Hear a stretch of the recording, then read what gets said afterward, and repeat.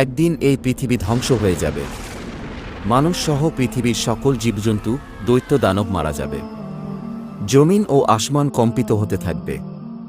জমিন ফেটে যাবে, বাড়িগাড়ি পাহাড় পর্বত ধ্বনিত তুলার মতো উঠতে থাকবে। অতঃপর শুরু হবে এক নতুন জীবন, সেই জীবনের নাম আখিরাত।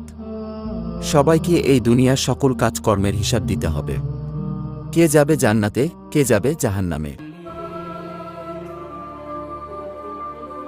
মহান আল্লাহ রাব্বুল আলামিন সবাইকে পুনরায় জীবিত করে হাসরের ময়দানে দাঁড় করাবেন।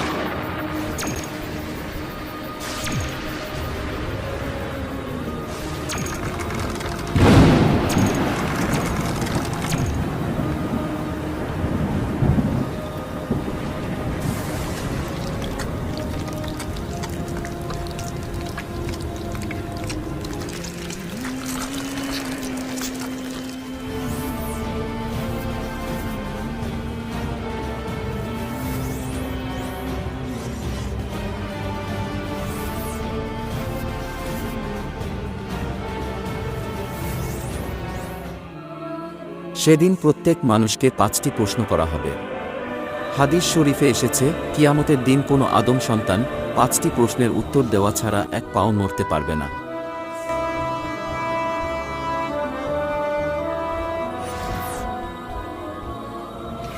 সেদিন তাকে জিজ্ঞাসা করা হবে তার জীবনের লক্ষ্য ও উদ্দেশ্য কী ছিল, এবং তার যৌবনকাল কিভাবে কাটিয়েছে, কিভাবে সে উপার্জন করেছে এবং তা কিভাবে ব্যয় করেছে, তার জ্ঞান বা বিবেক অনুসারে কর্ম করেছে কিনা, আর মহান রবের ইবাদত করেছে কিনা।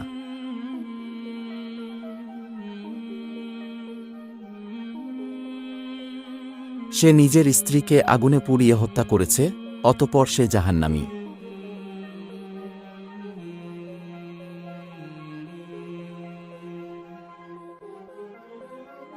অনেক টাকা পয়সা থাকা সত্ত্বেও দান খয়রাত করে নাই, অথচ সেই টাকা দিয়ে নেশা করেছে, অতঃপর সে জাহান্নামী।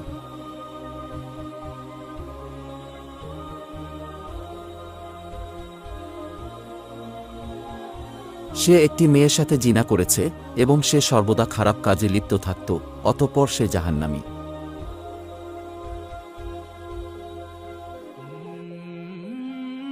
নিজের স্বামী থাকা সত্ত্বেও অন্য পুরুষের সাথে জেনায় লিপ্ত হয়েছে, অতঃপর সে জাহান্নামী। ইসলামের দৃষ্টিতে সুদ ও ঘুষ হারাম, এই হারাম কাজে লিপ্ত হওয়ায় অতঃপর সে জাহান্নামী। আল্লাহ ব্যতীত অন্যজনকে রব স্বীকার করেছে এবং মূর্তি পূজা করেছে, অতঃপর সে জাহান্নামী।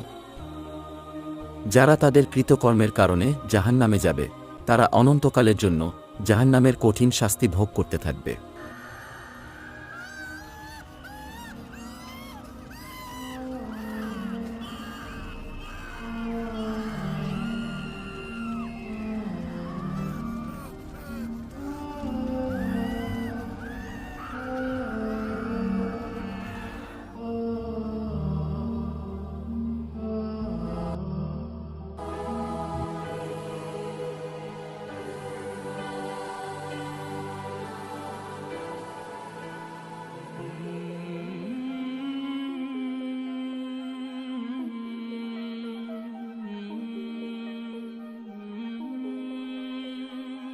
এই ব্যক্তি গরিব মানুষের পাশে দাঁড়িয়েছে, দান খয়রাত করেছে, অতঃপর সে জান্নাতি।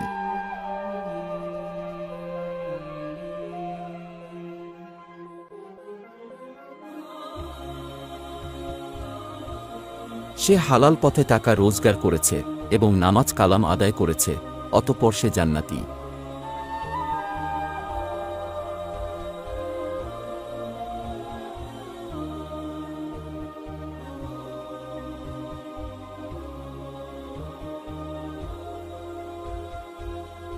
অসহায় মানুষদের সেবা যত্ন করেছে এবং মানুষের উপকার করেছে, অতঃপর সে জান্নাতি।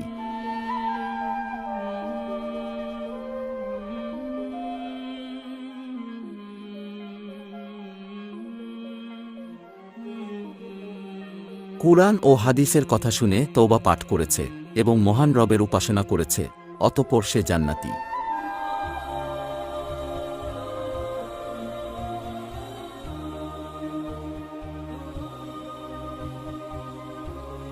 কুরআনের জ্ঞান শিক্ষা দিতে গিয়ে কাফেরদের হাতে পাথরের আঘাতে শহীদ হয়েছে, অতঃপর সে জান্নাতি।